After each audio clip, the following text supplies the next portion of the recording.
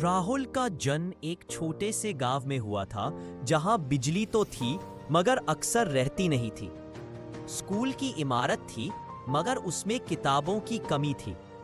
उसके पिता एक छोटी सी चाय की दुकान चलाते थे और माँ अक्सर बीमार रहती थी। घर की दीवारें कच्ची थीं, लेकिन उसमें बसने वाला सपना पक्का था, कुछ बनना है।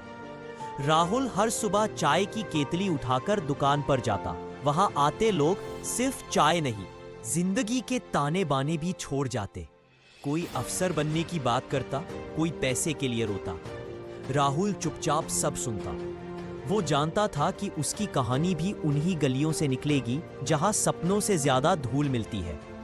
स्कूल खत्म होने के बाद जब राहुल ने 10वीं अच्छे अंकों से पास की तो गांव में सबने तालियां बजाईं, लेकिन घर में सन्नाटा था। फीस कहां से आएगी, माँ की दवा पहले है या बेटा आगे पढ़े, यही सवाल था। लेकिन किस्मत ने साथ दिया। एक स्थानीय एनजीओ ने राहुल को शहर में पढ़ने के लिए छात्रवृत्ति दी।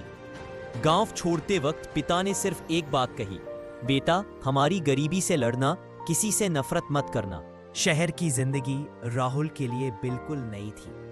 हॉस्टल नहीं मिला तो उसने एक धर्मशाला में पनाह ली। सुबह कॉलेज, दोपहर में टिफिन सेंटर पर डिलीवरी और रात में किसी ढाबे में वेटर का काम।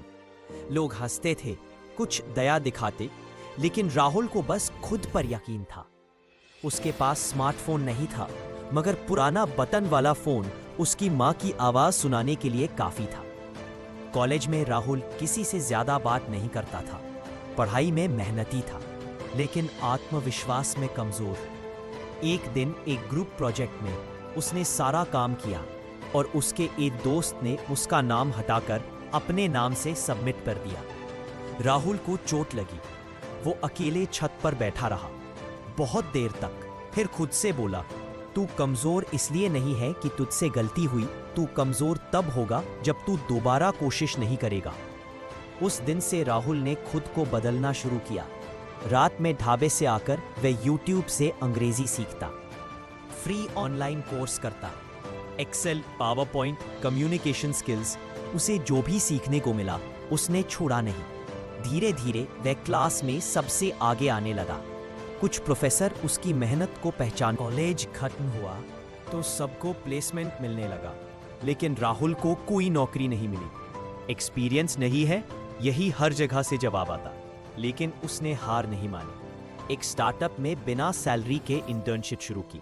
चाय बनाने से लेकर रिपोर्ट तैयार करने तक वह सब करता। 3 महीने बाद उस स्टार्टअप ने उसे 15,000 रुपए की नौकरी दी। राहुल ने जब पहली सैलरी घर भेजी तो माँ ने फोन पर सिर्फ इतना कहा, बेटा अब दवा चलती रहेगी। उस एक लाइन ने राहुल की सारी थकान मिटा दी। अब वो सैलरी के लिए नहीं, अपने आत्मसम्मान के लिए काम करता था। धीरे धीरे उसके काम में निखार आता गया। एक दिन उसने कंपनी को एक आइडिया दिया, डेटा एनालिसिस के एक नए तरीके का। उस आइडिया से कंपनी का क्लाइंट डबल हो गया और वहीं से राहुल की पहचान बनने लगी। टीम लीड बना, फिर सीनियर एग्जीक्यूटिव और 5 साल में डायरेक्टर स्ट्रैटेजी। लेकिन असली कहानी यहीं खत्म नहीं होती। राहुल भूलता नहीं था कि वो कौन है, कहां से आया है। हर महीने वह गांव के स्कूल को किताबें और स्टेशनरी भेजता। उसने अपने गांव के बच्चों के लिए एक डिजिटल क्लासरूम शुरू किया। वहां हर संडे वह खुद वीडियो कॉल के जरिए बच्चों को गाइड करता। उसने यूट्यूब चैनल शुरू किया, उड़ान, छोटे सपनों की बड़ी उड़ान, जिसमें वह अपने जैसे लड़कों और लड़कियों की कहानियां साझा करता। एक बार एक पत्रकार ने उससे पूछा, आपके लिए सफलता क्या है? राहुल मुस्कुराया और बोला, सफलता वो है जब आप किसी के लिए वो इंसान बन जाते हैं जिसकी उन्हें जरूरत थी जब वो संघर्ष में थे।